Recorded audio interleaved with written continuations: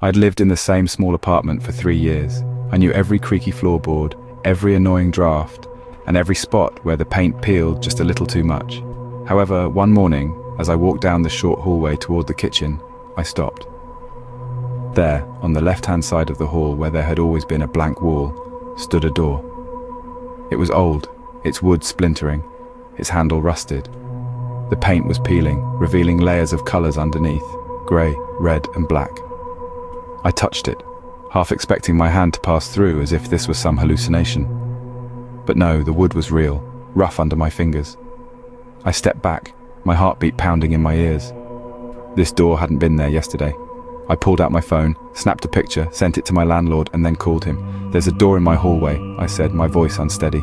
A pause, then laughter. "Of course there is. Every apartment has doors." "No!" I yelled, glancing at it again.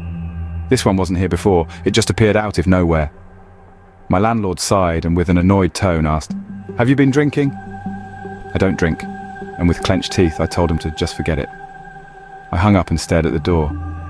I should just ignore it. That's what any sane person would do. But something about it felt wrong.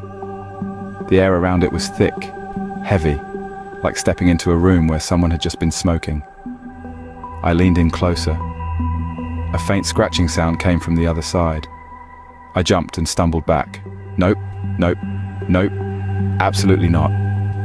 I turned, grabbed my car keys, and left the apartment. Nightfall. I spent the whole day out, trying to convince myself that when I returned, the door would be gone. But when I stepped inside that evening, it was still there. Worse, it was slightly open. Darkness seeped from the crack, thick and unmoving. The air smelled stale, like old books and damp earth. I should leave, move out, call an exorcist. But instead I found myself stepping forward. My fingers brushed the door, and it swung inward with a low groan. Beyond it was not another room, not the other side of my apartment, but a hallway. A long, impossibly dark hallway. Something in that darkness shifted. I felt my breath hitch as I saw movement, shapes that weren't quite human, too tall, too thin, their limbs stretching unnaturally. Then the whispering began. It wasn't a language I knew or had ever heard before, but I understood it all the same. "Come inside." I staggered back and slammed the door shut. My chest heaved. For a long time there was silence. Then from the other side, something knocked. Once, twice, then a slow, deliberate third time. I never opened the door again. But every night, just as I was about to fall asleep, I would hear the knocking. And every night, the door opened just a little wider.